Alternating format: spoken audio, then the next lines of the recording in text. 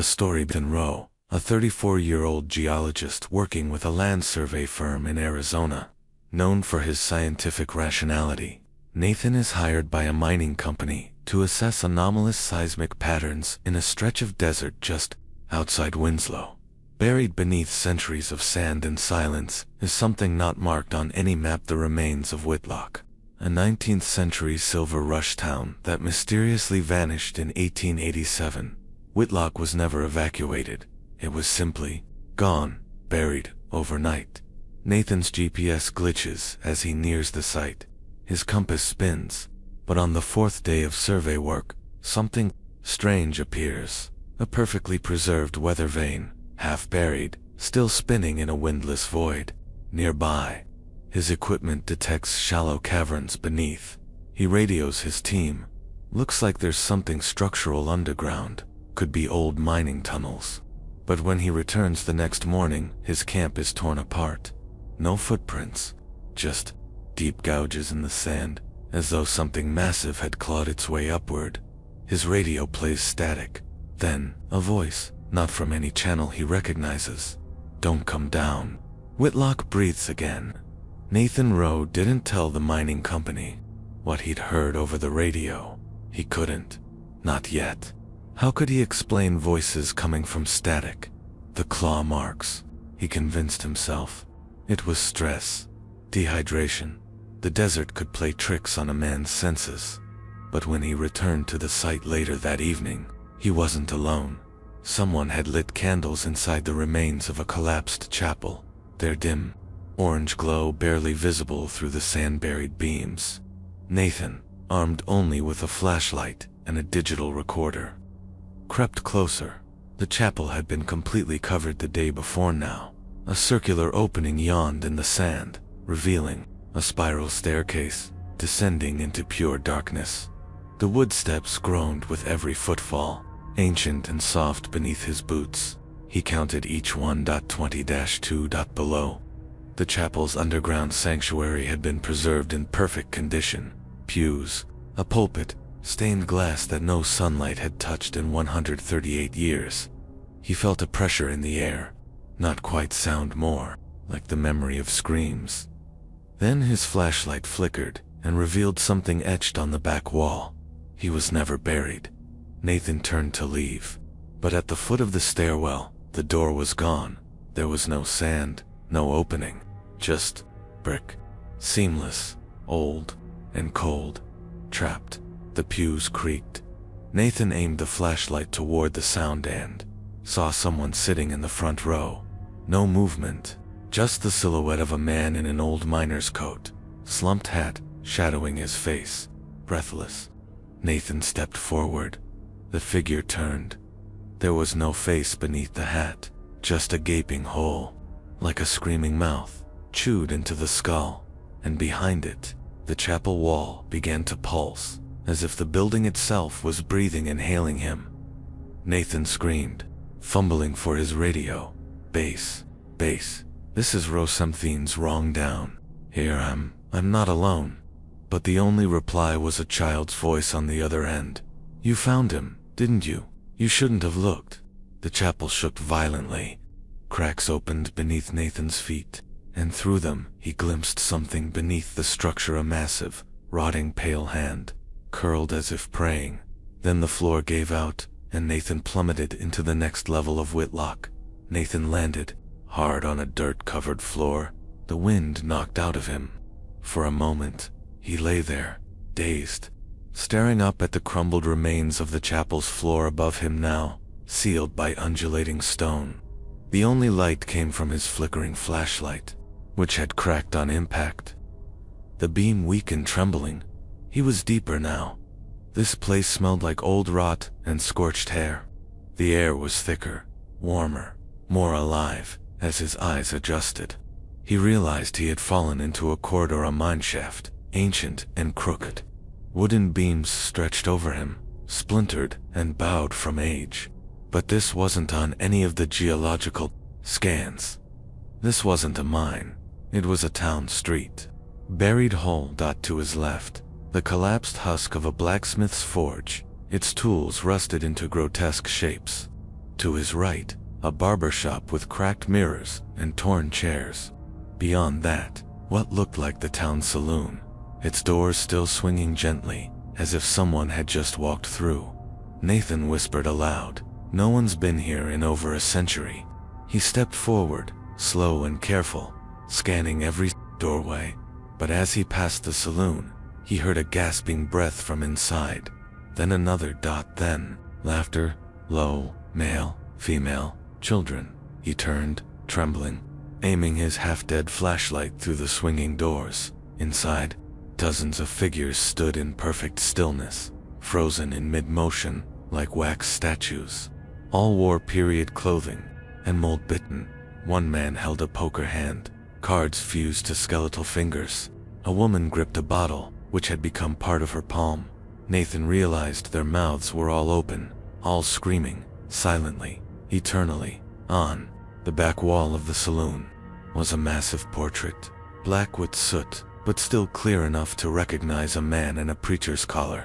But his collar was blood-soaked, and his eyes were burned out of the canvas.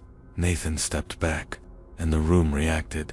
Every frozen figure turned its head to face him, their jaws snapped open wider, distending, the bone cracking with wet sounds.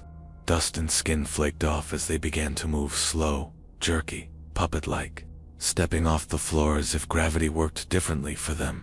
Nathan ran down the shaft, past the blacksmith, through a general store filled with mummified corpses, their fingers still clutching rotted cans and coins. A bell rang behind him, the church bell, from beneath the town.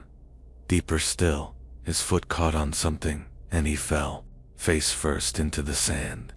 As he pushed himself up, he realized what he'd tripped over: a rib cage, human-sized, but upside down, half buried, and still breathing.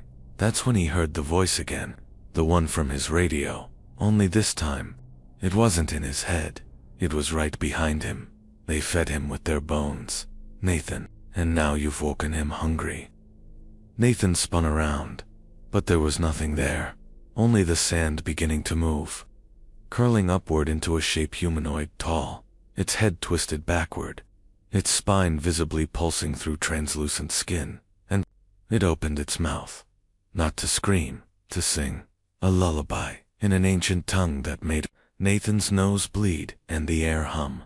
He scrambled away, running blindly through the buried town as the walls themselves began to weep blood, and every building whispered the same word over and over: repent, repent, repent. He didn't stop running until he saw a door, wooden, sealed with iron bands. Above it, barely legible: Sheriff's Office, St. 1882. It was the only structure untouched by rot, and it was glowing faintly from inside. Nathan slammed the sheriff's door shut behind him, panting. The dead town outside moaned and trembled like a thing in pain, or pleasure. It was impossible to tell. Inside the sheriff's office, the air was cold, still, and somehow even worse. The glow he'd seen wasn't from electricity. It was from a lantern, sitting untouched on the front desk, its flame burning blue, cold, and unnaturally steady. Dust coated every surface, except for a thin trail of footsteps in the grime, leading toward the cells in the back. He hesitated, flashlight flickering like a heartbeat. Then he followed. As he passed the desk, he noticed the logbook was open. The last entry dated August 18, 1884, the day of the cave-in. One inmate remains. Do not open cell number 3 under any circumstances. He said his name was Enoch. The preacher vouches for him, but I don't trust it. Something's wrong with his eyes. Nathan's breath caught. Cell, #3.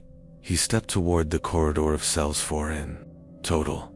The doors were rusted shut, metal bars, eaten by time, except for one. Cell number 3 stood open. Inside, the air shimmered with heat, though the rest of the building was ice cold, and sitting cross-legged on the cot was a man, or what looked like one, cloaked in a black duster, brimmed hat shadowing his face. His skin was the color of dried clay, and his eyes were lidless, black pits, leaking a thick, oily substance that pulsed like it was alive. The man smiled without teeth. You brought him up, didn't you? He asked. Nathan took a step back. Who are you? The thing stood. He goes by many names. I knew him as the worm below, though the preacher called him Father of Dust. This was his town once, and we buried it deep to starve him. But hunger is a holy thing to him. Nathan tried to retreat, but the cell door slammed shut behind him, not by wind, not by accident. Enocher, whatever it was, stepped forward, boots echoing like hammer blows. You should have never touched the chapel. That floor was his seal. You cracked it open with your godless boots. Nathan raised his flashlight like a weapon, but the batteries gave out with a final dying flicker. Darkness swallowed them both, and in that pitch-black moment, Enoch's voice became layered, like 100 mouths speaking at once. You want to know the truth? This town made a pact. Every 7 years, one soul went into the mine, one sacrifice, one offering. Suddenly, light flared not from Nathan's flashlight, but from the walls themselves. They bled runes, glowing red, and writhing like worms beneath the skin of the world.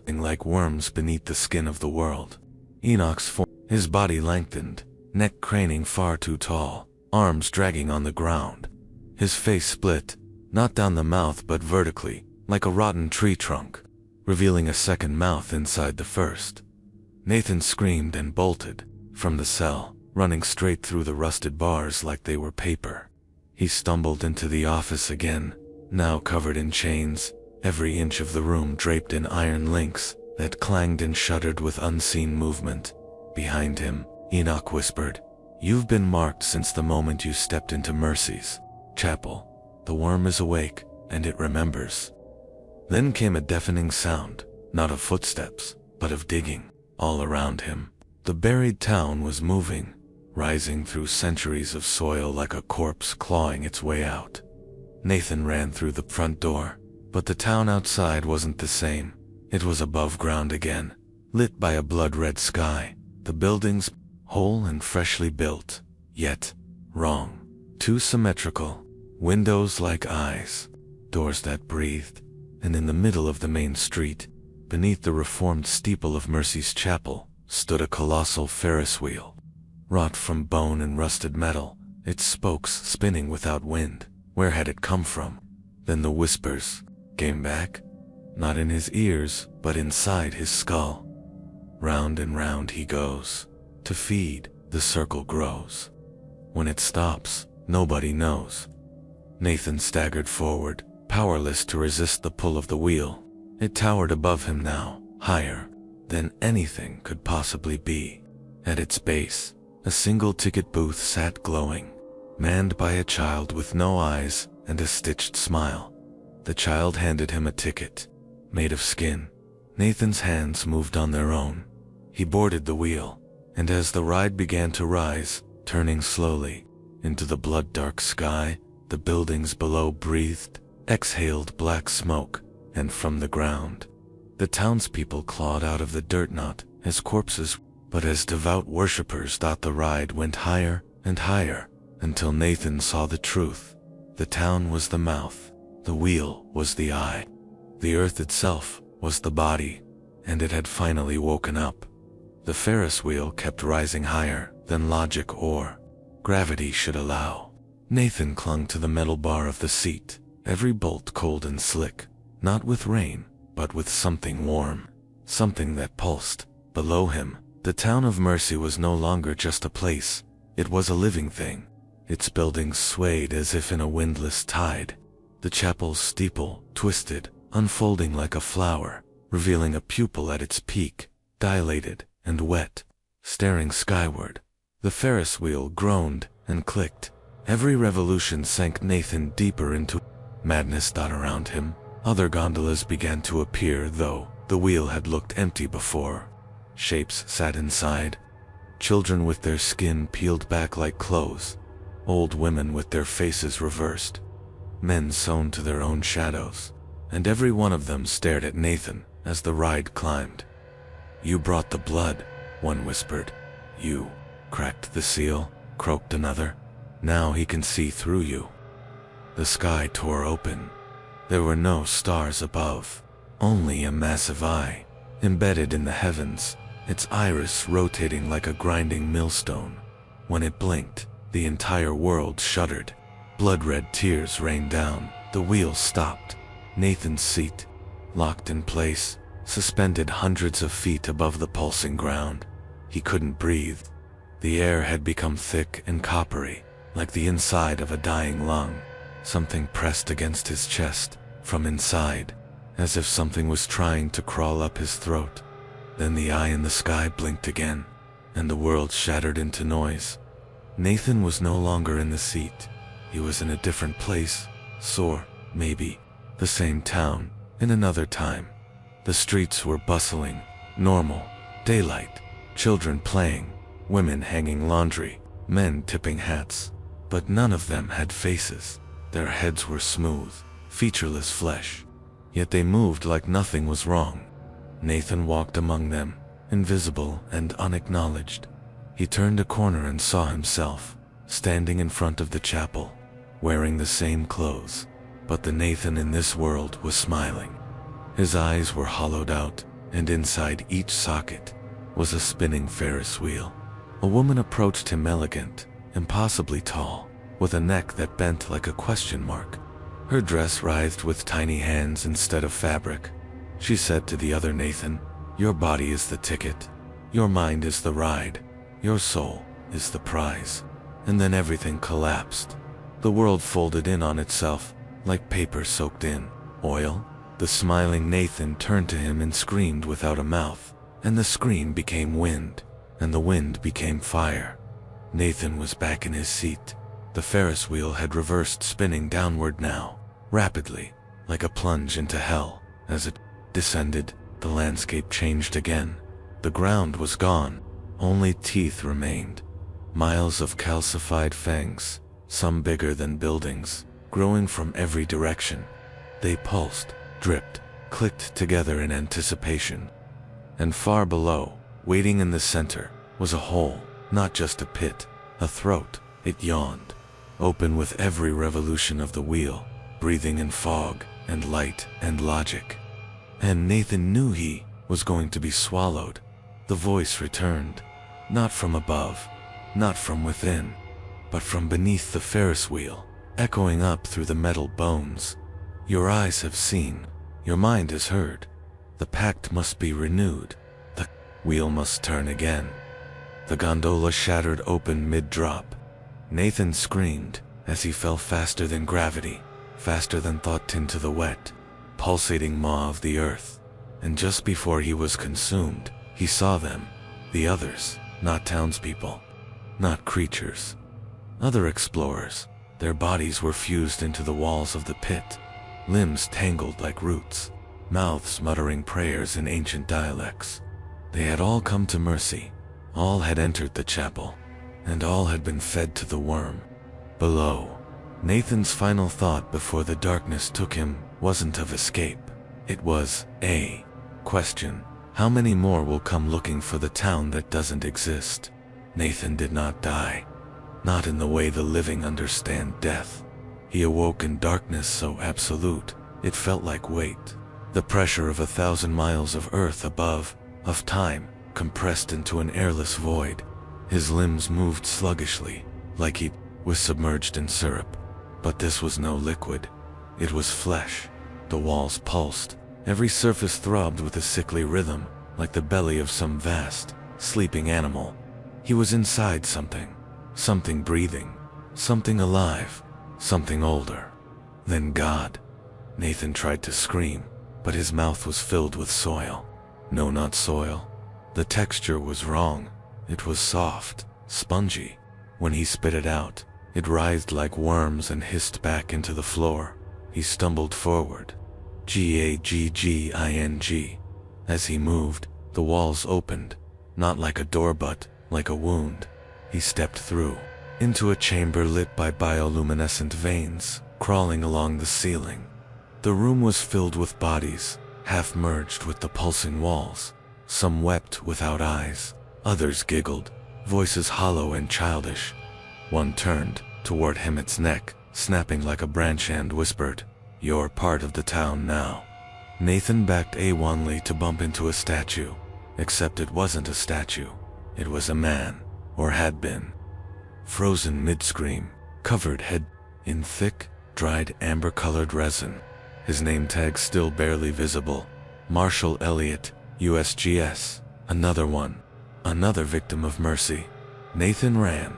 He fled through tunnels that screamed as he passed, through passageways that blinked like eyelids and bled when touched. He stumbled through a spiral staircase, made of human femurs, leading down, always down. At the bottom, he found the truth. A cathedral carved from bone. Vaulted ribs formed its arches. Stalactites hung like fangs.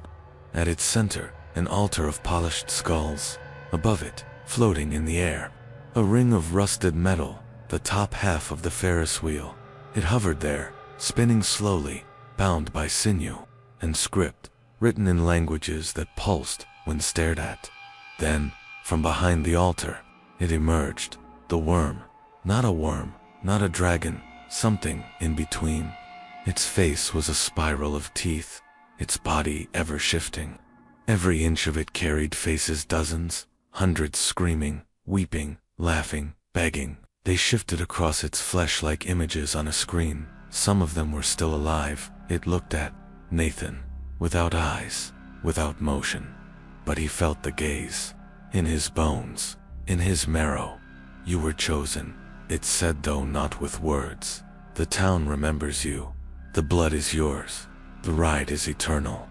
It moved toward him. Nathan fell to his knees. He didn't want to worship, but his body did. His hands rose, trembling. His mouth moved on its own, reciting prayers in a forgotten tongue. And then the Ferris wheel above screamed to life. Its rusted cabins began to spin faster, orbiting the cathedral like moons. Screams echoed, laughter, calliopes, the sound of a carnival that never ended. Nathan was lifted into the air, spun like a rag doll. The wheel absorbed him. His skin peeled away. His soul, too.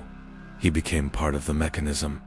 He felt the others, hundreds of them linked by metal and blood and purpose. They were the gears, the chain, the turning teeth. They were the price for disturbing mercy. And above the town, now buried once more, beneath 1,000 feet of earth, the ground pulsed once, and went still. 1 month later, Chicago Tribune, August 3, 2025. TikTok urban explorers vanish in South Dakota.